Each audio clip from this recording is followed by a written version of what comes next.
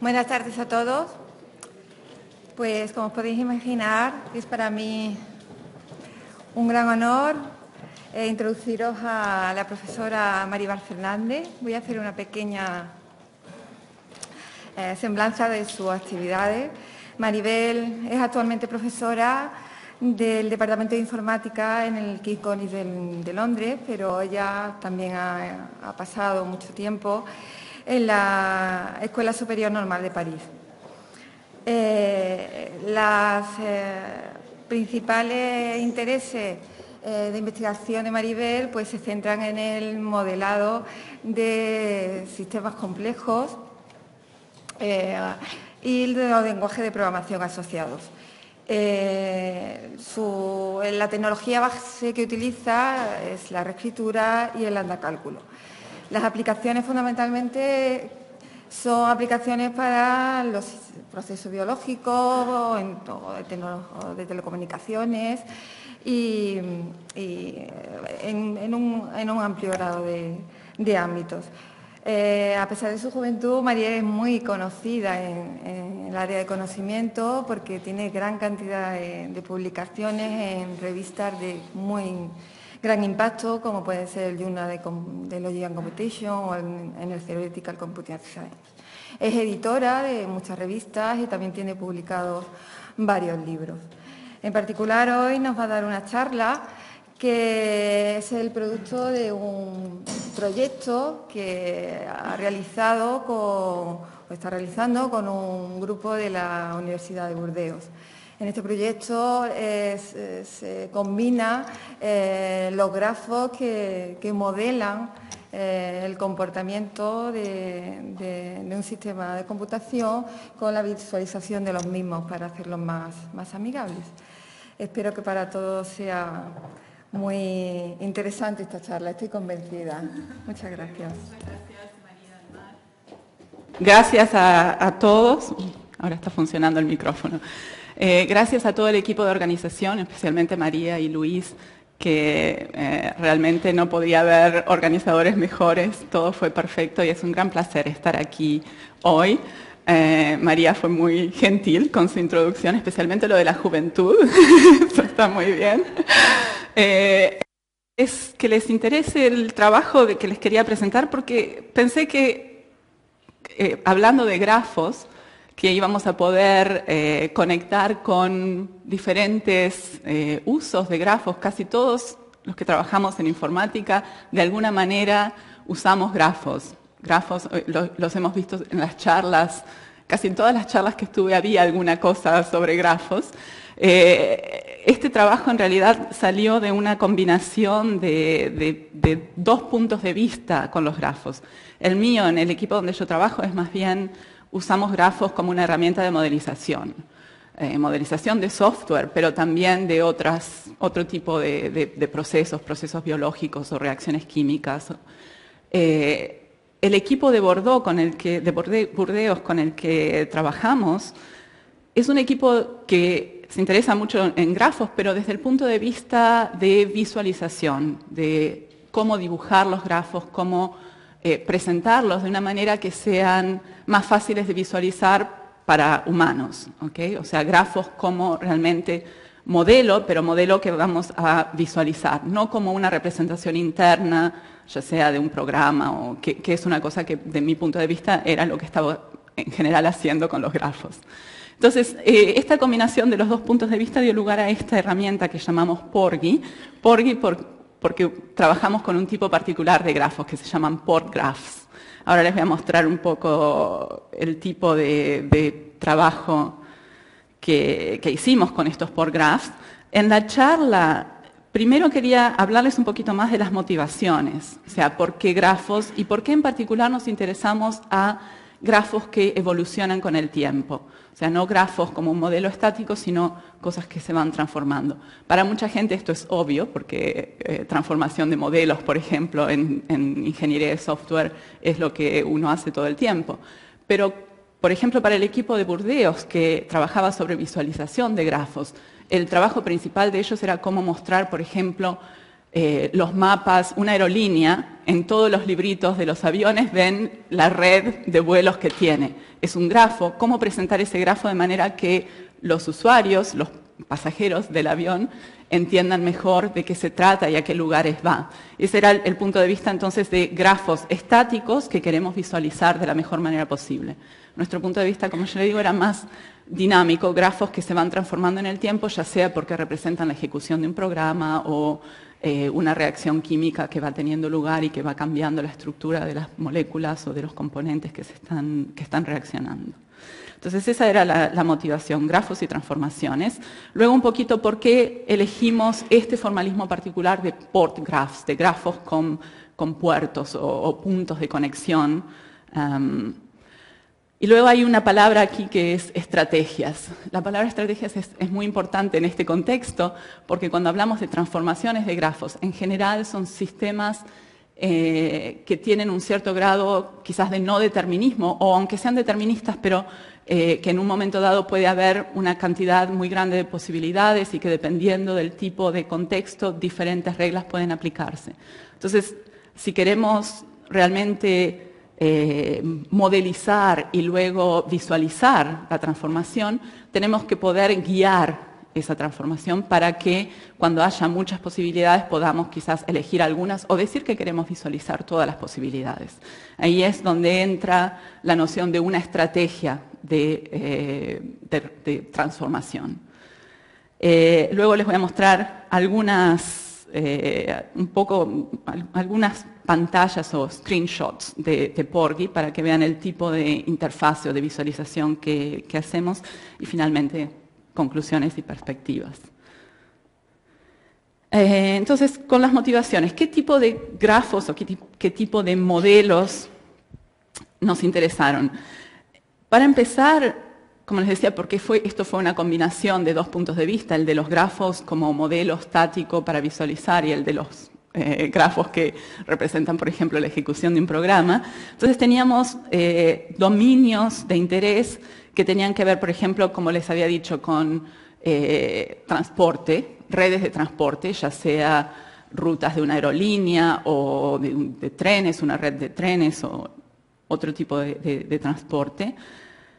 Reacciones químicas o en general todo lo que viene de la bioinformática, modelización de procesos biológicos y por supuesto software, porque en realidad somos informáticos, o sea que ese era nuestro interés principal quizás por nuestro equipo, pero también software y pruebas, porque en realidad estamos enfocando el proceso de modelización de software desde un punto de vista formal, entonces es el modelo para analizarlo y para luego poder hacer verificación formal sobre el modelo. Entonces, la noción de prueba en el sentido de demostración, no tanto de test.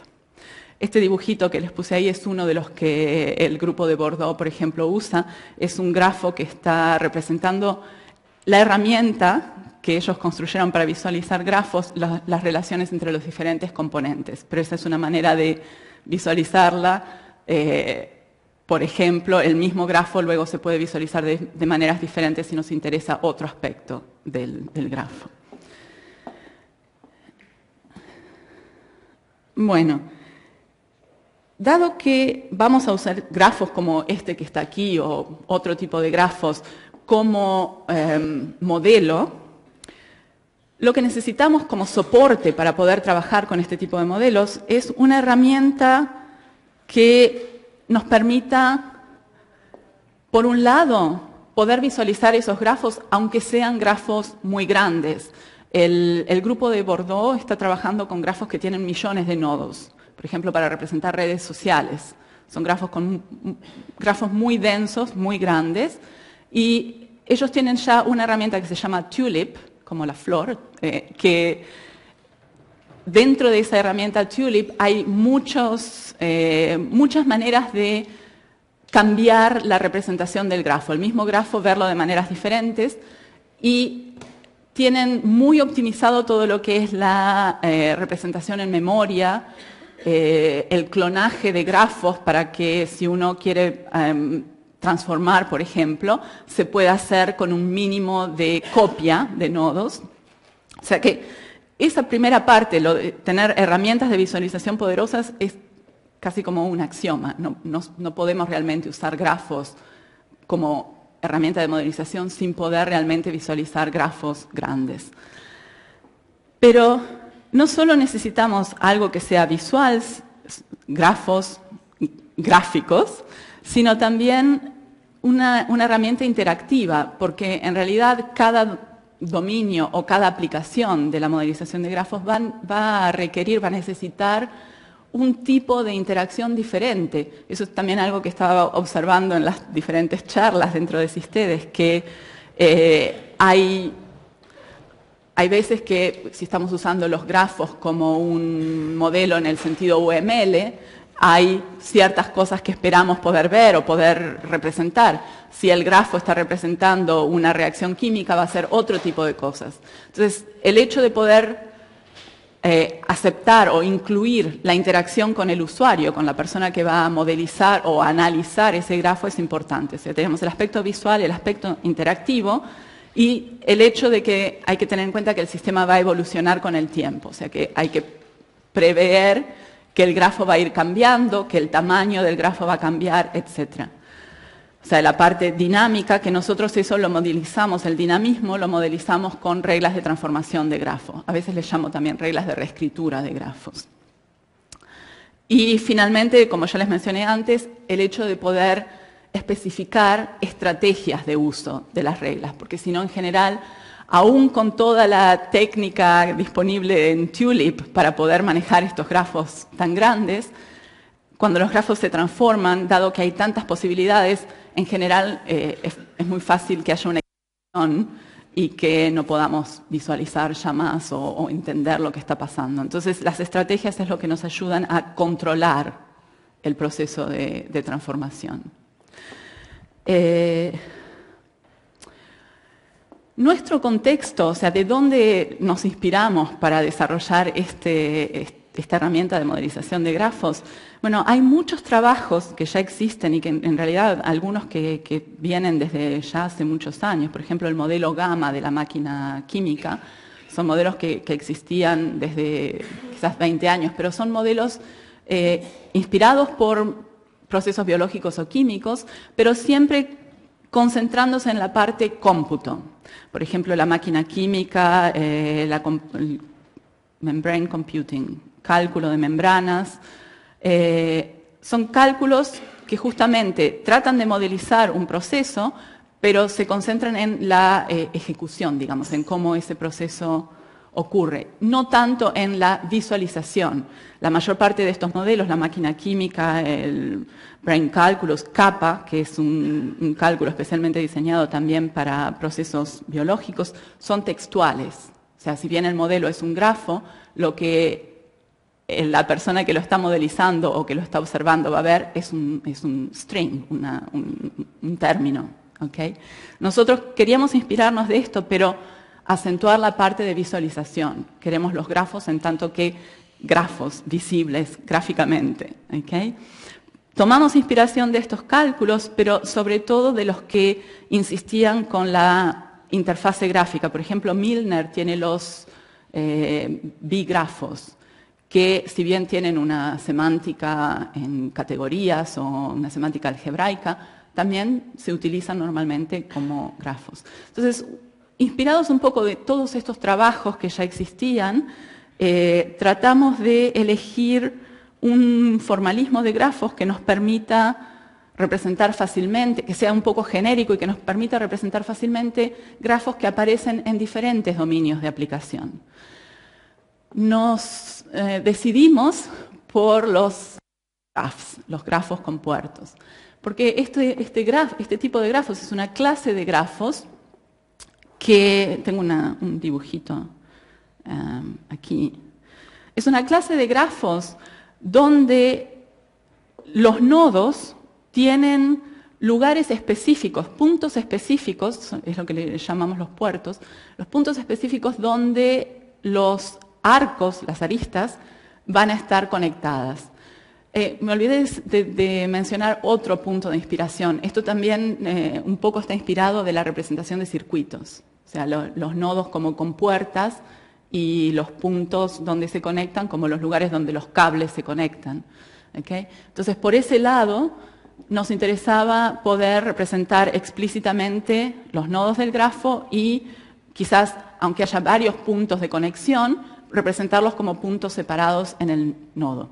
Obviamente que desde el punto de vista matemático son grafos, igual son conjuntos de nodos y conjuntos de aristas, pero desde el punto de vista visual nos interesa esta representación donde los puertos existen como entidades que forman parte del modelo de grafos. O sea, la representación que más vamos a usar es la que está sobre la derecha, allá, donde vemos el nodo con un nombre y los arcos conectados en puertos.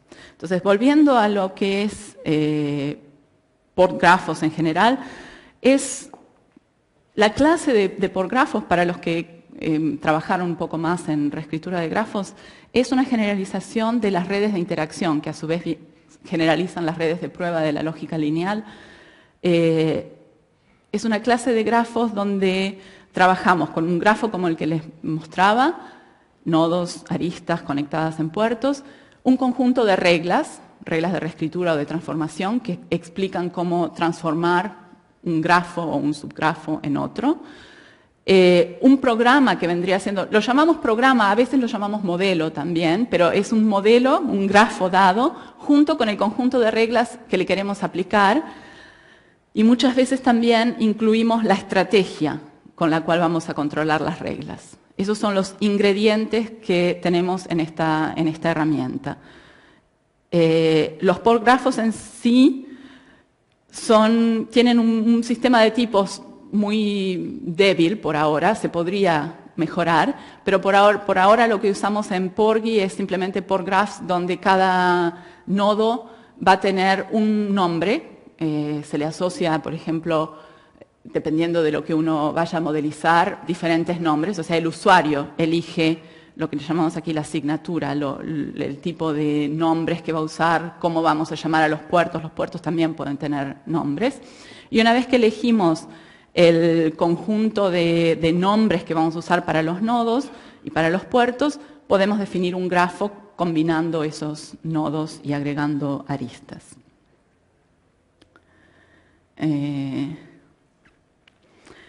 La intuición biológica, ya les conté la intuición de circuitos para este tipo de grafos. La intuición biológica viene de que es muy natural cuando uno está representando, por ejemplo, interacción de proteínas, es natural pensar en las proteínas como nodos, y las proteínas tienen binding sites, sitios donde pueden interactuar, y esos sitios es lo que vamos a representar con los puertos. ¿Okay? Entonces, si uno ve como un modelo biológico donde hay proteínas o células, entonces los puertos representan esos lugares donde se va a producir interacción. Y las reglas van a representar justamente esas interacciones. Esto es una manera de verlo si conocen un poco este campo de la bioinformática. Los porgraphs se usan para eso, pero también se pueden pensar como, si quieren, una generalización de la noción de un circuito donde el usuario define sus compuertas y luego el grafo puede representar ese circuito. Este ejemplo es uno de los que usamos para desarrollar Porgy como case study. Una de las personas que trabaja con nosotros realmente su campo es bioinformática, y esta es una reacción en particular que se ha estudiado mucho en bioinformática, porque este proceso en particular, el de cómo crece este factor, no es tan fácil de hacer in vitro, pero sí es fácil de modelizar con este tipo de herramientas. Entonces, ahí vemos, por ejemplo, lo que sería un modelo donde hay nodos que representan moléculas o proteínas, y, por ejemplo, ahí vemos que hay, sobre la izquierda, en el grafo de la izquierda, hay, por ejemplo, dos nodos, 1 y 2, que representan este complejo EGF. Y sabemos de biología, o sea, los biólogos saben, que cuando hay dos de estas estructuras, se combinan. y cuando se combinan forman una nueva estructura que ahí representamos con EGF, que tiene una configuración particular de binding sites. ¿Okay? Entonces, esto era uno de los primeros ejemplos que usamos y luego en Porgy lo tenemos desarrollado para mostrar toda la evolución de este proceso en particular. Ok, acá es como si fueran dos fotos estáticas. ¿Okay? La cuestión es cómo organizar esto para que sea un proceso dinámico. Acá hay otro ejemplo que no tiene nada que ver con biología, ahora es simplemente representar un sistema de mail, donde lo que los nodos representan aquí son la red, los servers, los clientes, mensajes que queremos transmitir, etc. O sea, simplemente un ejemplo muy pequeño para mostrar que no es necesariamente restringido a un dominio particular. Ok, vimos las fotos estáticas de estos sistemas. Ahora, cuando queremos representar su evolución, lo que tenemos que hacer es agregarle a este grafo una especificación de las transformaciones. Las transformaciones desde un punto de vista formal son simplemente pares de grafos. ¿Okay? La parte izquierda describe el grafo que si lo encontramos dentro de nuestro modelo lo queremos cambiar. La parte derecha nos dice en qué lo vamos a cambiar, en qué se transforma ese subgrafo si lo encontramos dentro del modelo.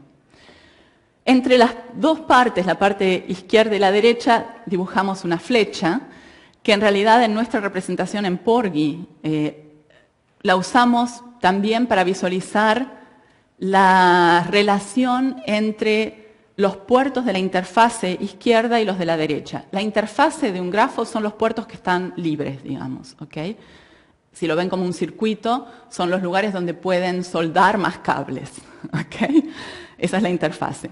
La regla nos dice, bueno, si hay esta configuración particular dentro del modelo, la vamos a transformar en esta otra.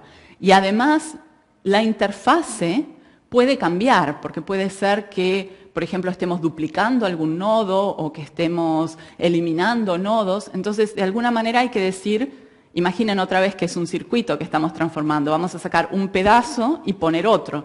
¿Cómo hacemos las soldaduras? Los cables que nos quedaron sueltos cuando cortamos una parte, los tenemos que enganchar en el nuevo circuito.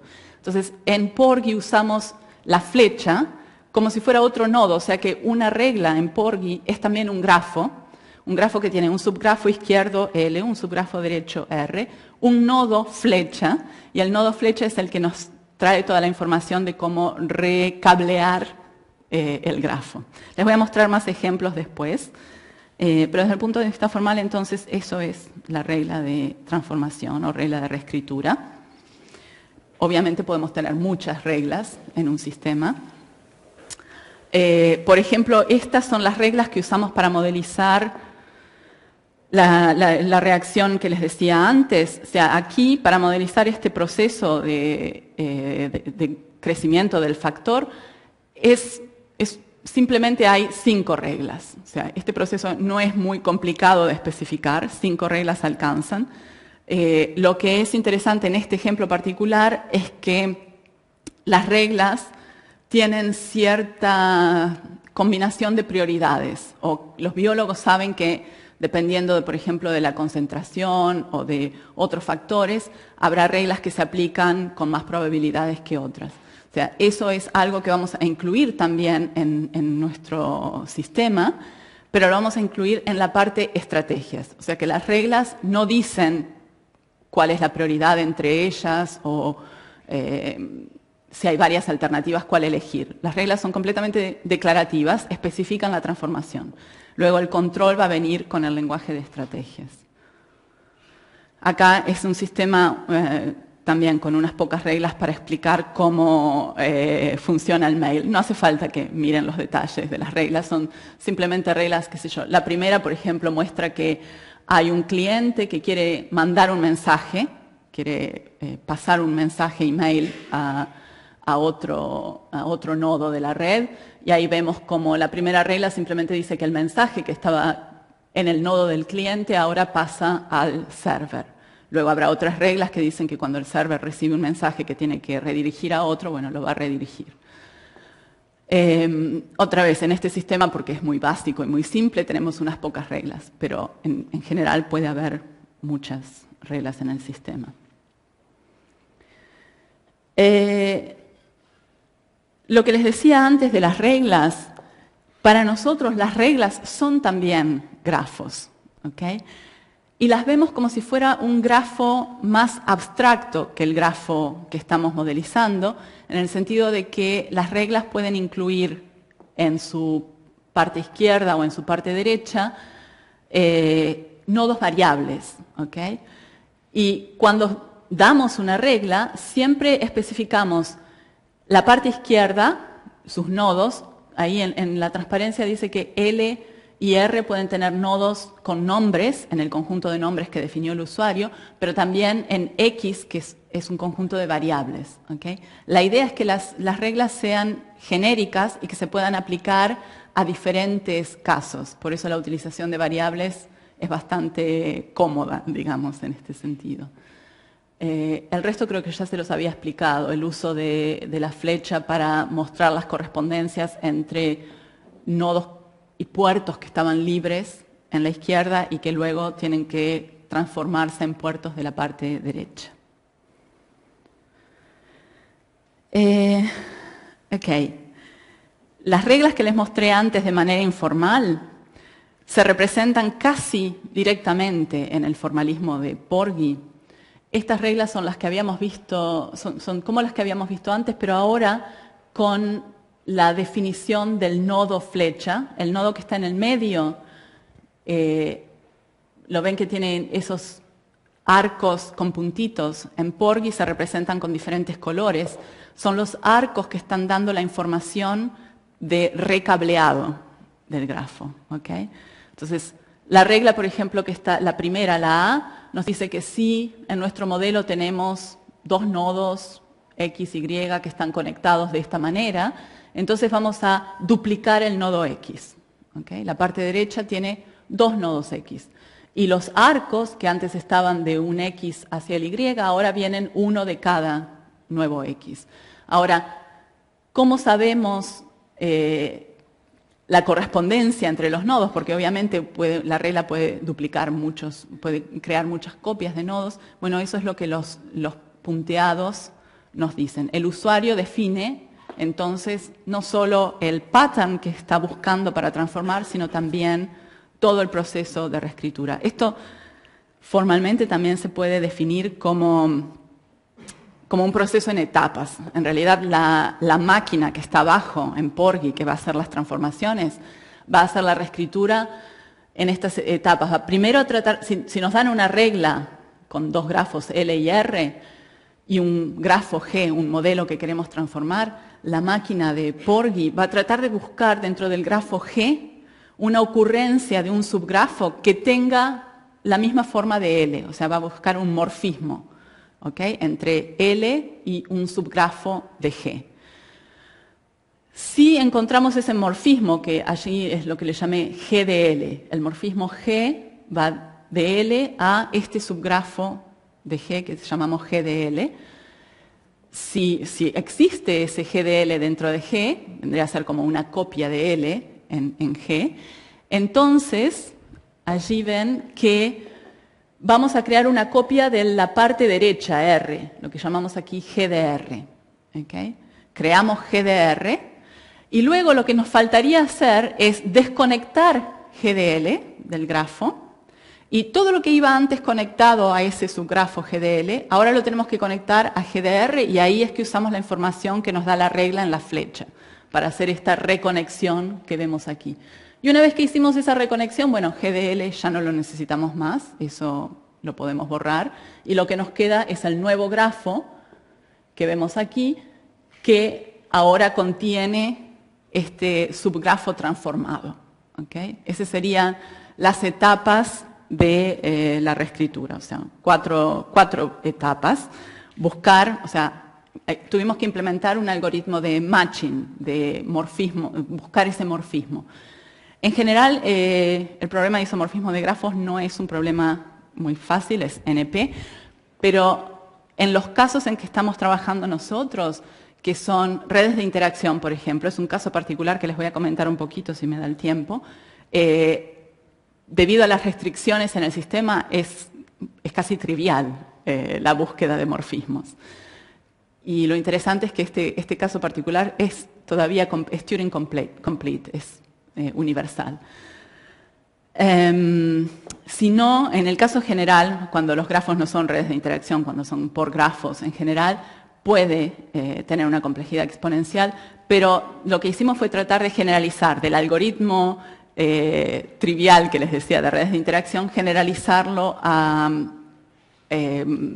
isomorfismo en general, morfismo en general, y es un algoritmo no estándar que tenemos. Si les interesa les puedo dar más detalles. Es un algoritmo de matching que comienza buscando aristas, no nodos. Es un poco quizás no natural. Uno piensa tratar de buscar un isomorfismo tratando de encontrar nodos que se parezcan a los de L, pero en realidad buscamos aristas. Y eso viene porque directamente eso es la generalización del algoritmo para redes de interacción. Más sobre eso les puedo contar, como decía, después. Supongamos que tenemos un matching, entonces el paso siguiente, si identificamos una parte izquierda de una regla que corresponde a un subgrafo de G, lo vamos a tener que reemplazar. Entonces, para reemplazarlo, o sea, hacemos una copia de la parte derecha y tratamos de poner lo que acá le llamamos el bridge. Ese es el nodo flecha. Tratamos de poner los nodos, como decía antes, recablear el grafo y finalmente borrar el subgrafo GDL que ya no necesitamos más. Eso era lo que les había dicho antes en la parte gráfica. Acá hay un ejemplo, esa regla que les había comentado que duplicaba un nodo. Bueno, si nuestro grafo es G y tenemos el nodo A, le aplicamos la regla, nos lo duplica. O sea, en la parte de allí vemos el grafo transformado, donde ese subgrafo que consiste en este nodo fue transformado. Tenemos ahora dos nodos y el recablaje de los arcos. Ok, un poquito, en unos minutos, contarles, ¿sí?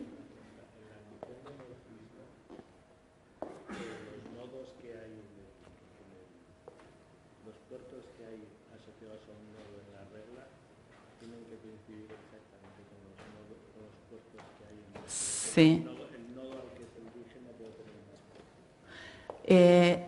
Depende de si estamos usando variables o no.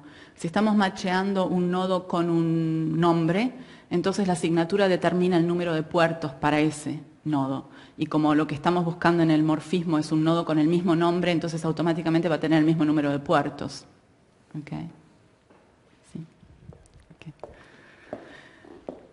Okay. Bueno, el caso de las redes de interacción es un caso particular interesante porque, como les decía, es universal. Es un sistema de transformación de grafos con el poder de la máquina de Turing. Y las reglas son muy simples. La parte izquierda de la regla consiste en un grafo con dos nodos, nada más. Siempre son binarias. Se llaman reglas de interacción porque las vemos como definiendo interacciones entre dos tipos de nodo. Por ejemplo, ahí es alfa interactuando con beta. ¿Okay? Alfa y beta son nombres que yo les di, como les decía, la asignatura, los nombres los elige el usuario. Una cosa particular en las redes de interacción es que cada nodo, cada símbolo que vamos a usar en la asignatura, tiene que especificar un puerto principal. O sea, dentro del nodo, uno de los puertos está identificado como el puerto donde las interacciones van a ocurrir. ¿Okay? Los otros le llamamos puertos auxiliares. Esto en Porgy, con los port graphs, lo representamos porque en los nodos y en los puertos tenemos una colección de atributos o propiedades, quieren llamarle. Los atributos representan información que queremos agregar a los nodos. Ok, desde el punto de vista matemático, otra vez uno lo podría olvidar porque agregamos más nombres o lo que sea, pero desde el punto de vista informático es interesante poder agregar datos al grafo. Entonces, por ejemplo, en alfa, el puerto principal lleva un atributo que nos dice este es el puerto principal. Y cuando dibujamos los grafos ya sabemos que este se va a representar de una manera particular. Aquí, por ejemplo, con una flecha. ¿Okay? Las reglas de interacción entonces definen estas interacciones binarias entre nodos. La condición que imponen las reglas de interacción es que para cada otra cosa, los nodos en las redes de interacción les llaman agentes. Para cada par de agentes podemos dar una sola regla de interacción. Es un sistema completamente determinístico en el que las reacciones, como decía, las interacciones son binarias y la parte derecha sí puede ser un grafo arbitrario, podemos poner cualquier cosa. Una condición es que tiene que tener exactamente la misma interfase que la parte izquierda. Porque otra vez, si esto se imagina como un circuito, es la manera más fácil, digamos. Uno va a cortar, aquí voy a cortar alfa y beta del grafo, los voy a sacar. Los cables que quedan colgando son exactamente los mismos que necesito en N. O sea que el recableado es directo. ¿Okay? Entonces, un sistema muy fácil, y por eso les decía que acá el matching es trivial, porque lo único que hay que hacer para ver si el modelo nuestro puede ser transformado con esta regla es ver si hay un par alfa beta. Es lo único. ¿Okay? Por un lado, tenemos esta ventaja de matching muy fácil de realizar, de Turing complete, etc. La única cosa es que como las reglas son tan simples, los sistemas en redes de interacción tienden a tener muchas reglas, pero bueno, es el precio que hay que pagar. Un ejemplito simplemente para que vean lo que estamos haciendo. Las reglas de interacción en realidad pueden usarse, son grafos, ¿okay? Uno los puede usar para representar lo que uno quiera. Por ejemplo, cosas tan obvias como números naturales o números enteros.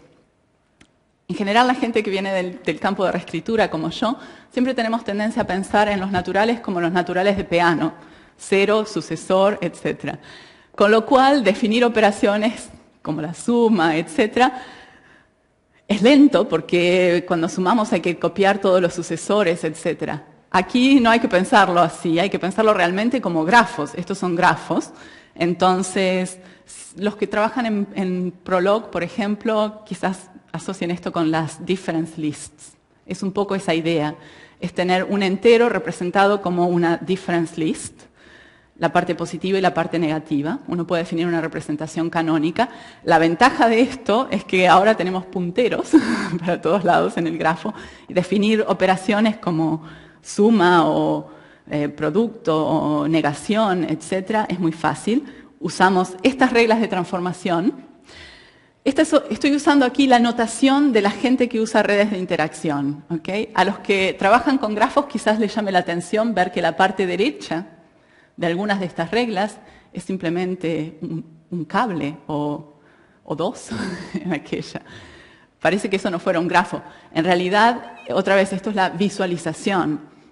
Es un grafo donde hay si quieren, para cada arco lo pueden ver como un nodo extra, un nodo identidad que representa. O sea que esto se puede representar como un grafo, pero desde el punto de vista de visualización es más fácil verlo así. En realidad, si miran la primera regla, lo que estamos diciendo es que creamos una interacción entre el nodo I, que fue el que utilicé para representar los enteros, la difference list. El nodo dual del I interactúa con I y abre estas listas y nos devuelve los punteros a la parte positiva y negativa del entero. O sea que si usamos I y el dual, tenemos esos dos punteros y luego podemos trabajar fácilmente con la lista. Por ejemplo, para hacer sumas. La red que hace la suma está formada por un I y dos I estrellas duales. Los I estrellas van a interactuar con los enteros N1 y N2, nos van a dar los punteros, como decía antes, y una vez que tenemos esos punteros los conectamos con el I de arriba y tenemos hecha la suma. Bueno, no tengo mucho tiempo para hablar más de las otras operaciones, pero era simplemente un ejemplito para mostrarles que no es necesariamente reescritura de términos, esto es reescritura realmente de grafos, para los que conocen la reescritura de grafos. Las redes de interacción, en realidad, les decía, vienen de la lógica lineal, es una generalización de las redes de prueba, y en su motivación, lo que las hizo muy populares fue que el algoritmo de reducción optimal en cálculo lambda está definido, especificado con redes de interacción. El problema de reducción optimal es tratar de implementar el cálculo lambda de manera que podamos llegar a la forma normal de un término con el número de pasos beta mínimo, ¿okay? Garantizar el mínimo número de pasos beta. Fue un problema que en los años 70 se definió, pero se tardaron 20 años en poder definir un algoritmo que haga eso. Y una de las razones es que justamente se necesitan grafos para poder hacer eso de manera optimal. Se necesita poder compartir, hacer sharing parcial de estructuras de términos. Y justamente las redes de interacción, siendo grafos, permiten hacer eso. Así que el algoritmo de reducción optimal se implementó en los años 90, justamente las redes de interacción fueron propuestas por la FON en 1990. O sea que las redes de interacción tienen esa historia, digamos, más bien de implementación de lenguajes o de cálculo, de modelos de cálculo, pero también las podemos ver como un lenguaje de especificación. Esto es lo que ya les decía, de usarlas para evaluar términos lambda. Incluso en este contexto de ver las redes, si quieren, no como modelo que visualizamos, sino como máquina interna que está evaluando el cálculo lambda, incluso dentro de este contexto la noción de estrategia es muy importante. Como les decía, por ejemplo, definir una estrategia optimal, o en los lenguajes funcionales cada uno tiene su estrategia preferida. Es otro lugar donde vemos el trabajo en estrategias, que es importante mostrar la especificación del sistema, pero también es muy importante decir cómo las reglas se van a utilizar.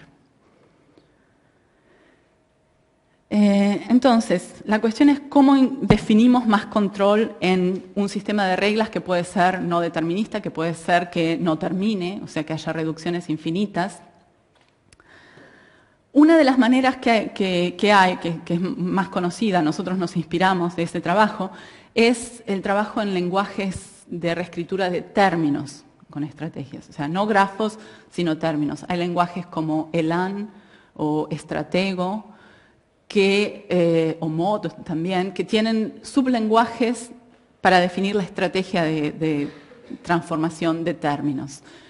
Viendo un poco lo que se había hecho en ese campo, tratamos de generalizar estas ideas a nuestro problema, lo de controlar la reducción de grafos. Una de las cosas que forman la base de los lenguajes de estrategias son definir estrategias básicas. La identidad, una estrategia que no hace nada y siempre tiene éxito. Fallar, una estrategia que fracasa siempre. Y luego composición de estrategias, o sea, decir quiero aplicar esto y luego esto, o quiero repetir la aplicación de una regla. O sea, los conceptos de base en los lenguajes de estrategia son las dos que les decía, identidad y falla, y luego una regla sola es una estrategia atómica, se aplica una vez y nada más. Y luego componer esas cosas, o sea, una regla seguida de otra, o repetir, iterar una estrategia. Entonces, esto existía ya en los lenguajes de términos, nosotros lo usamos dentro de Porgy con grafos. Hubo que hacer algunos cambios porque una de las cosas que no queremos perder de vista es que queremos visualizar este proceso de aplicación de las estrategias. Entonces teníamos que pensar, cuando se aplica una estrategia, visualmente qué es lo que vemos. Y lo que decidimos que vamos a ver es un árbol que nos presenta las diferentes posibilidades, las diferentes derivaciones o trazas que pueden ocurrir cuando a un modelo dado se le aplican un sistema de reglas dados siguiendo una estrategia dada. ¿Okay? Entonces está la noción de explorar un árbol de derivaciones. Dentro de ese árbol queremos visualizar las reducciones y, como les decía antes, la parte interactiva es importante, o sea, darle la posibilidad al usuario de seleccionar ramas de elegir un nodo y luego decir cómo llegué a este nodo, qué reglas usamos, que eso vimos un poco también en charlas en Prole hoy. Una vez que un sistema evolucionó a un cierto estado, a veces nos interesa saber cómo llegó ahí. Bueno, todo eso lo podemos ver sobre el árbol de derivaciones. El árbol de derivaciones es una de las cosas más importantes dentro de Porgy. Antes de mostrarle formalmente cómo representamos estas estrategias y el árbol de derivaciones, simplemente para fijar ideas visualmente, esta es una de las posibles interfaces que tiene Porgy. Porgy y Tulip, les decía, está basado en Tulip, es hecho todo con plugins, todo es open source, o sea que uno, si quiere ver una interfase diferente, se puede poner un plugin diferente. Este que tenemos aquí muestra en el medio el árbol de derivaciones, una parte del árbol. Uno puede navegar y ver diferentes partes del árbol o hacer zoom en diferentes partes del árbol de derivaciones. Ya ven que hay nodos que tienen quizás más ramas porque hay más posibilidades de reducción.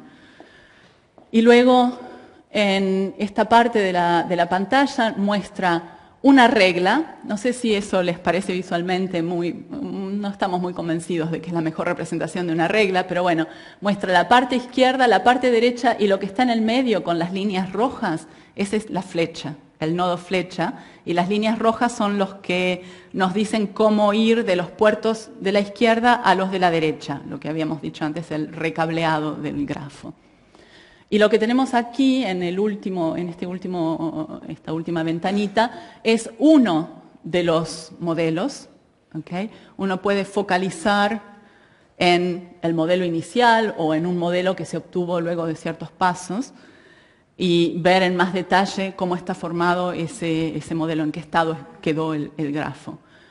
Y, por ejemplo, si uno de manera interactiva selecciona un modelo particular, nos puede mostrar también el conjunto de reglas o la estrategia que se aplicó para llegar a ese nodo particular dentro del árbol de derivaciones.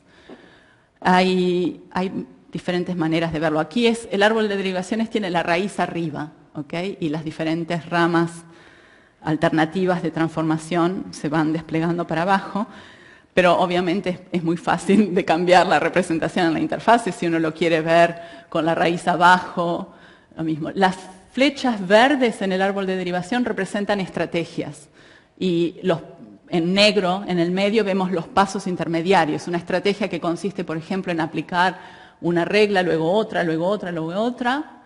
El usuario puede querer ver simplemente el origen y lo que quedó al final, o puede querer ver los diferentes pasos. Hay las dos opciones. Los nodos rojos son nodos donde hubo una falla. O sea, el sistema había quedado el modelo llegó a ese estado y luego el usuario dijo, quiero aplicar esta regla, pero la regla no se puede aplicar en este estado. ¿Okay? Si la estrategia que el usuario quiere aplicar no se puede aplicar, entonces falla y visualmente lo vemos con estos nodos rojos. Con lo cual uno puede, si quiere, hacer backtracking, cambiar la regla o cambiar... O sea, es más bien... Desde mi punto de vista, esto era más bien una herramienta de debugging, de análisis y debugging. Cuando uno está tratando de definir las reglas que van a especificar el sistema, no siempre estamos seguros de nuestras reglas. Entonces, una manera de ver si era esto lo que queríamos modelizar es dar un sistema de reglas, ver las derivaciones y luego decidir, quizás esto no se supone que tenía que haber hecho esto, y entonces cambiar las reglas. Y como en la traza podemos ver qué reglas nos llevaron a ese estado, entonces podemos cambiar directamente esas reglas. Este es otro ejemplo, pero está muy pequeño, no se ve muy bien. Esto era con redes de interacción en el ejemplito que les había dicho de los enteros. Ok, rápidamente, las diferencias principales entre esto, la noción de derivación y estrategia en grafos, y lo que existía ya en lenguajes de términos. Una de las diferencias más grandes que hay es que, en general, cuando uno trabaja con términos, con, digamos, programas normales, la noción de estrategia siempre tiene implícitamente una orientación, porque el grafo tiene una raíz, digamos, en el modelo, ¿ok? El modelo, si es un término del cálculo lambda, tiene una raíz. Si es un término de Prolog, hay una raíz. En los grafos que estamos manejando nosotros no hay una raíz, son grafos. Entonces, lo que es obvio en términos, por ejemplo, una estrategia outermost en cálculo lambda, que empieza de la raíz hacia abajo, o innermost en lenguajes aplicativos como la familia ML, uno reduce a partir del interior del término hacia arriba. Eso, top-down o bottom-up strategies que existen obviamente en Stratego o Elan, etc., acá no tienen mucho sentido. Entonces, lo que tuvimos que hacer fue poner explícitamente una noción de posición o focalización dentro del modelo. O sea que el usuario tiene que tener dentro del lenguaje de estrategias, y también de manera interactiva, maneras de seleccionar dentro de un grafo, del modelo, el subgrafo en el cual queremos aplicar las transformaciones. O sea, puede ser igual todo el grafo, ¿ok? Pero tenemos que decir de alguna manera a Porgy, guiar la posición donde se van a aplicar las reglas. O incluso decir que no queremos tocar ciertas partes del grafo, o sea, que ciertas partes no trate de aplicar reglas. Entonces tenemos una noción de posición donde se aplican reglas y también posiciones donde no se pueden aplicar reglas. Bueno, esto que les decía, que hablar de estrategias top-down o bottom-up no tiene sentido en grafos, pero sí se pueden incluir explícitamente operadores para manipular las posiciones de reducción. Y, por supuesto, esto es lo mismo en grafos o en términos, permitir manejar el caso de falla, por ejemplo, cuando una estrategia no se puede aplicar. Formalmente tenemos una noción de grafo-programa, pero es lo que ya les había dicho, un grafo con una posición P donde queremos aplicar reglas, Q donde no queremos aplicar reglas, y una estrategia S que consiste en aplicar de una cierta manera las reglas dadas en R. Eso es un grafo-programa. El lenguaje de estrategias tiene una sintaxis particular, no, tampoco importa mucho la sintaxis que usamos, pero tiene lo que se pueden imaginar. While para iterar la aplicación de reglas, un condicional, todo eso es estándar en los sistemas de términos. Las cosas nuevas son las que están en F, que nos permiten seleccionar la posición corriente, en la posición actual, current position, la posición actual prohibida para la transformación, y luego desplazarnos en el grafo. O sea, si estamos en una parte del grafo, podemos querer ir a los sucesores de esos nodos, a todos los sucesores o a un sucesor, y luego podemos querer filtrar. Como los nodos tienen atributos, podemos decir, bueno, yo quiero aplicar las reglas, pero en el subgrafo de los nodos que tengan este atributo en particular. Los nodos rojos, por ejemplo, o los nodos verdes, o los nodos que representan la molécula particular que queremos ver cómo evoluciona. Los operadores de estrategia, aparte de la secuencia, iteración y condicional, tenemos un operador que es el ppick, que es un pick es para seleccionar de manera probabilista una regla. Entonces, esto es útil en el caso de procesos biológicos, donde muchas veces los biólogos saben que, dado un conjunto de reglas, algunas se aplican con más probabilidad que otras. Bueno, en la estrategia eso se dice dando el conjunto de reglas o de estrategias y asociándoles una probabilidad. Los ejemplos, bueno, no hace falta, uno puede... Es interesante que el lenguaje es pequeño, pero permite definir todo lo que uno espera definir en estrategias. Por ejemplo, el try es una estrategia muy... porque a veces definimos una estrategia, pero no sabemos si se va a poder aplicar en un grafo o no. Si no se aplica, nos va a dar una falla. Si uno quiere prevenir eso, que no aparezca la falla, entonces la estrategia try permite decir, bueno, aplique ese si puede y si no, está bien, queda todo como estaba. De la misma manera se pueden definir estrategias más complicadas como un repeat que combina el while pero para siempre, estrategia outermost o innermost, todo esto lo salteo porque no es bastante estándar una vez que uno se familiariza con el lenguaje de estrategias. Este ejemplito es un poco más lindo porque es un juego.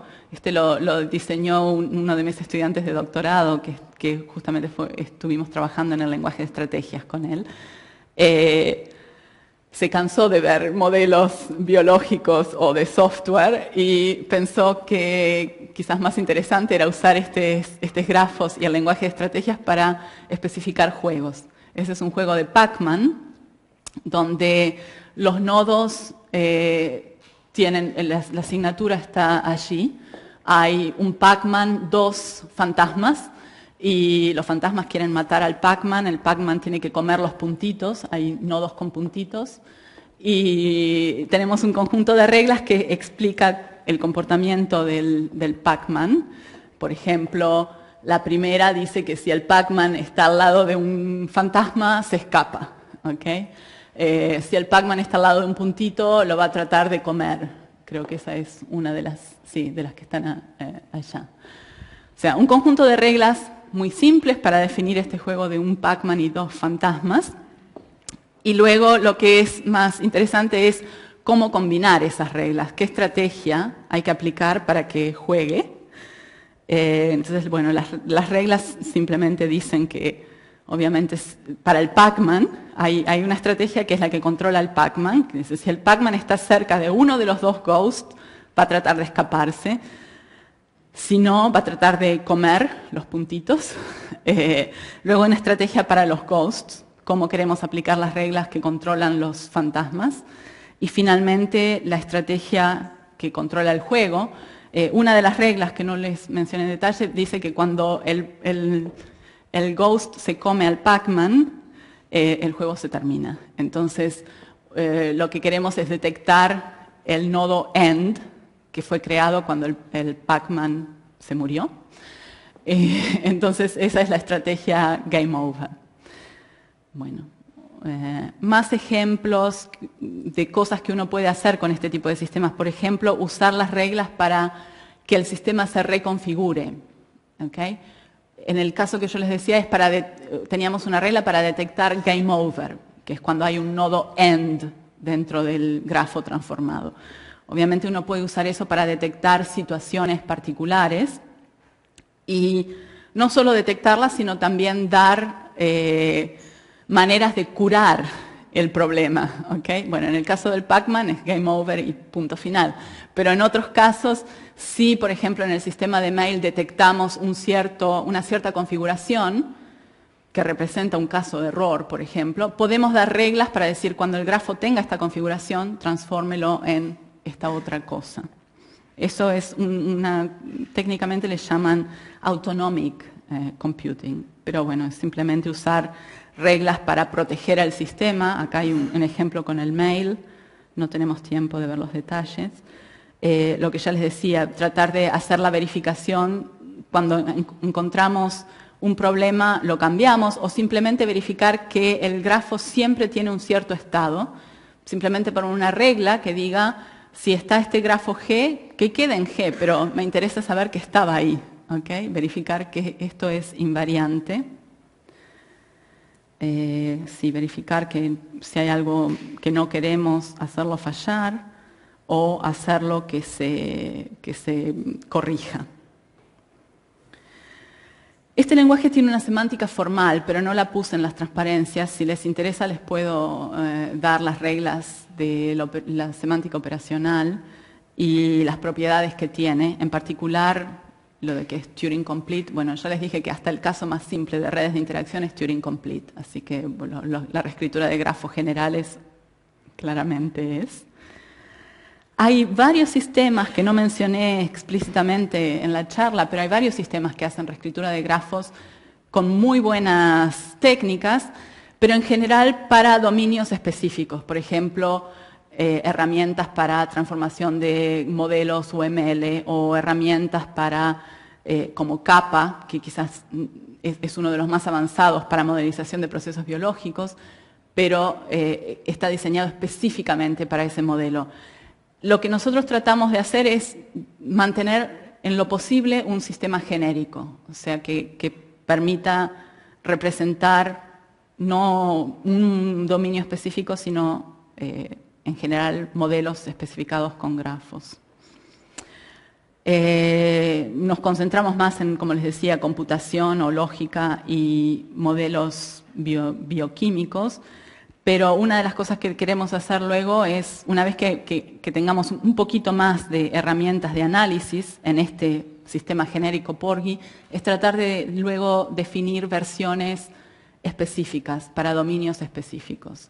Por eso sería ya luego, una vez que tengamos todo lo que necesitamos a nivel genérico, luego, por ejemplo, si uno va a hacer análisis, un sistema de tipos básico como el que tenemos ahora está bien, pero si uno sabe que el dominio tiene ciertas propiedades específicas, se puede incorporar en el sistema de tipos para controlar esa propiedad en particular.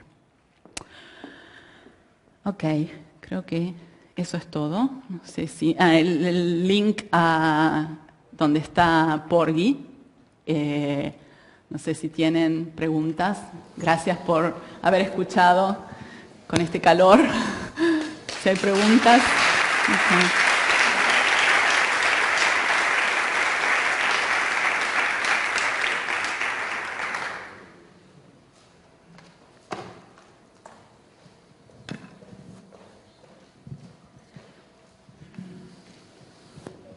Una primera cuestión o comentario es que los grafos compuertos, en realidad, de forma más tradicional, se les puede considerar hipergrafos. ¿Hipergrafs? ¿Decís? Sí, hipergrafos, porque en realidad cada nodo sería una hiperarista, cada puerto se puede ver como directamente la conexión de una hiperarista al nodo y las flechas serían propiamente los nodos. Sí. Son los grafos compuertos son grafos, en realidad, grafos tradicionales matemáticos, pero y así en realidad es el truco que tenemos para representarlos en Tulip, porque les decía que Porgy está implementado sobre Tulip. Tulip no está diseñado con porgraphs, está diseñado con grafos completamente tradicionales, pero uno de nuestros nodos es en realidad un nodo y luego noditos, uno para cada puerto. Bueno, si no, también lo podemos ver como esos, hiperlinks, hay diferentes maneras. Pero sí, nos resultó conveniente llamarlos puertos y dejarlos así por lo de que nuestros casos de estudio eran biológicos, proteínas, y en computación, redes de interacción, donde ya estaban definidos de esta manera. Nos lo decía por dos cosas. Una cuestión es cómo intuitivamente se presentan las cosas, pero desde el punto de vista formal, el considerarlos como hipergrafos permite un tratamiento que además ya hay gente que ha hecho. Luego la otra cuestión es, yo no sé si conoces, hay trabajo que ha hecho la gente de Bremen, Hans-Jörg Kreosky, Annegret Havel, Frank Drues y no sé quién, Belton Hoffman, que ellos tienen desarrollado herramientas, no sé si tienen directa, una noción que trabaja sobre hipergrafos que lo llaman unidades de transformación de grafos, que trabajan sobre hipergrafos y en las cuales las unidades tienen reglas y estrategias y definen cómo la semántica operacional, uno puede conectar unidades distintas para describir sistemas más complejos o simplemente una única unidad sirve para describir el... Es interesante, no sé si conozco ese en particular, el que conozco más de sistemas similares es GP, que es el que desarrolló Detlef Plump en York, Detlef que es similar. Detlef es sí. Bremen en origen. Sí. Bueno, la diferencia principal entre el nuestro y ese es que nosotros tenemos de manera explícita, o sea, la parte de estrategias es similar, aparte del hecho de que nosotros tenemos explícitamente la noción de posición en el grafo donde reescribimos y que el usuario puede controlarla y cambiarla dentro del lenguaje de estrategias. Eso en los sistemas más tradicionales está codificado, o sea, uno codifica porque pone lo que es la posición, lo pone en nodos especiales, pero en realidad evitar codificar esa parte nos pareció mejor porque, por ejemplo, cuando uno quiere hacer traversals, recorridos en el grafo, en lugar de codificar el recorrido sobre el grafo, lo ponemos explícitamente en la estrategia. Entonces era como una separación separation of concerns. Pero sí, el GP es uno de los sistemas más similares al nuestro. Sí.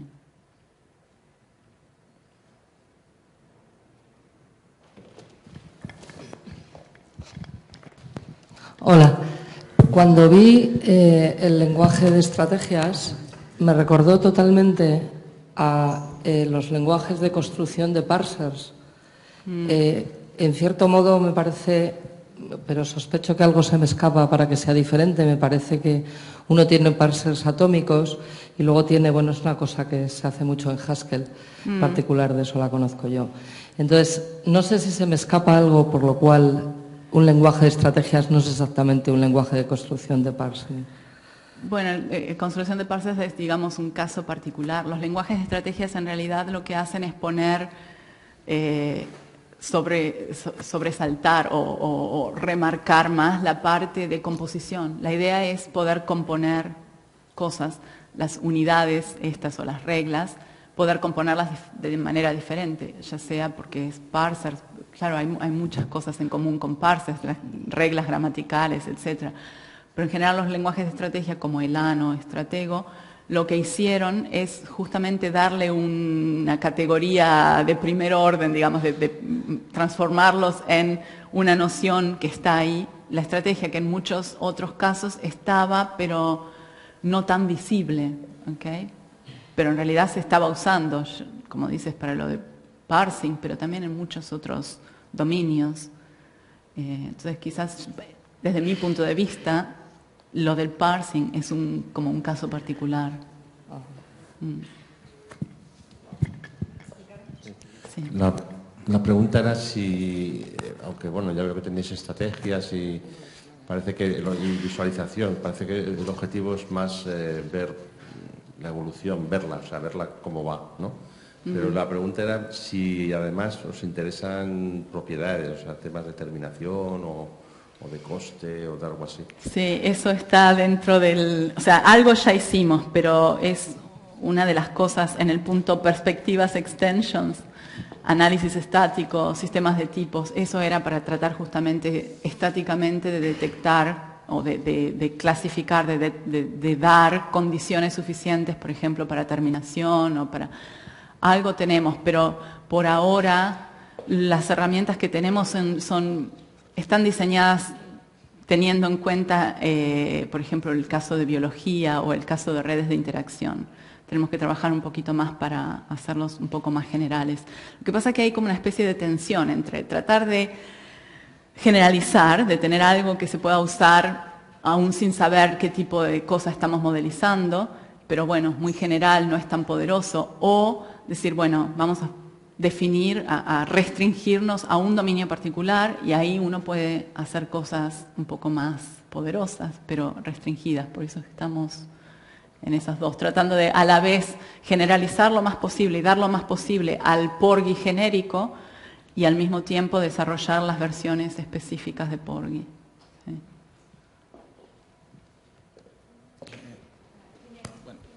Vale, gracias.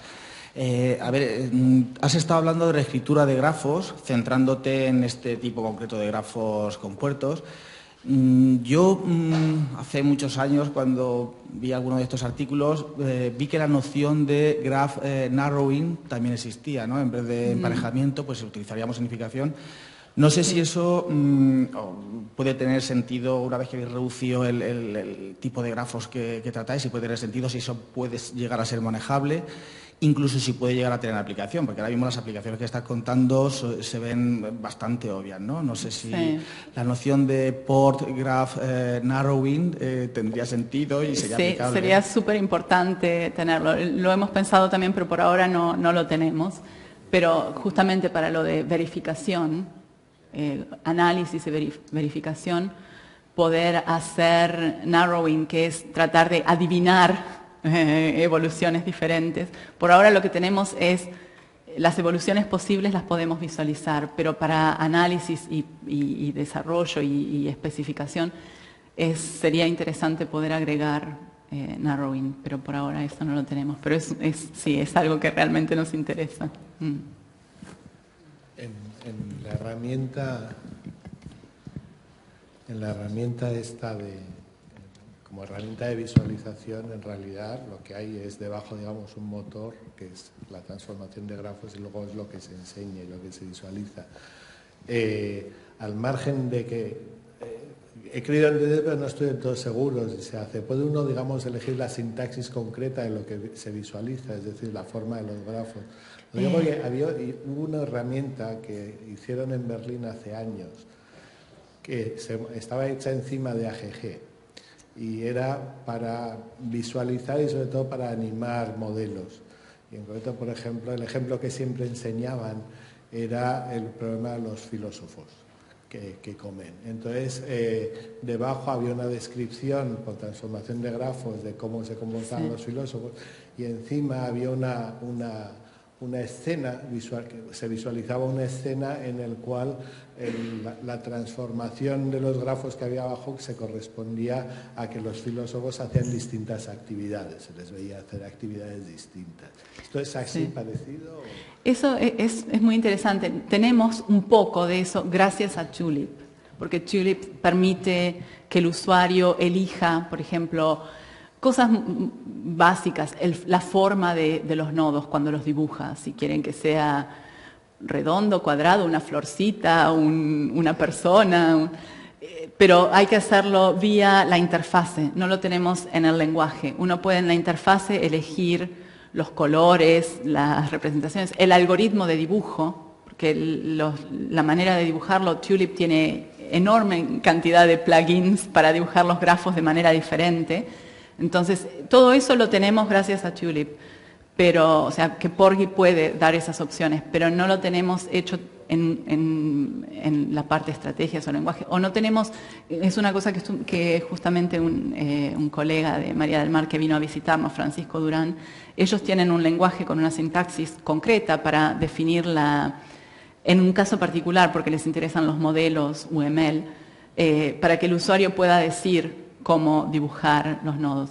Nosotros no, Porgy es genérico, entonces todo lo que tenemos es a nivel muy genérico y en general aprovechándonos de lo que ya estaba pero sería una cosa así que yo creo más bien en la domain specific versions. Ahí habría que permitir al usuario dentro de cierto campo permitir una sintaxis concreta de los campos, de los nodos o de los grafos en general. Sí.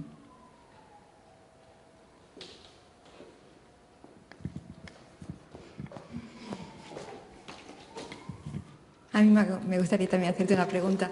Has comentado que a través de reglas podrías establecer condiciones de invariancia en la evolución, ¿no? de los grafos. Me preguntaba si había alguna noción de error que tuvieras, que tú pudieras decir esta configuración es mala, y hubiera alguna forma de hacer un análisis de alcanzabilidad, de que si es posible o no es posible llegar a esa configuración.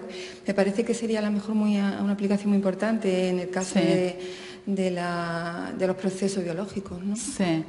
Por ahora lo que tenemos se pueden definir reglas, por ejemplo, se puede definir un nodo particular que represente esa situación. Por ejemplo, en el caso del Pac-Man lo usamos con el end para detectar el fin del juego.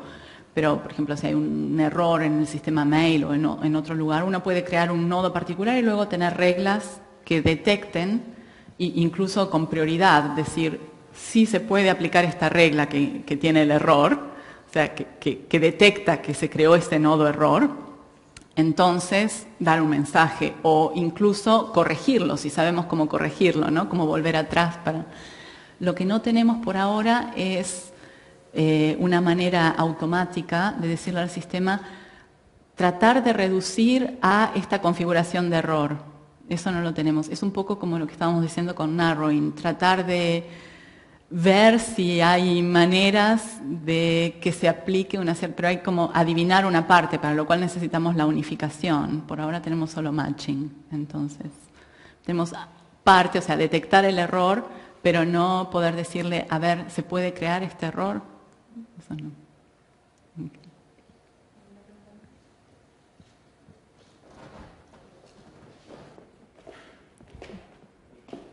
Pues nada, muchísimas gracias otra vez, gracias por a esta ustedes. Excelente charla y bueno, esperamos verte de nuevo por aquí.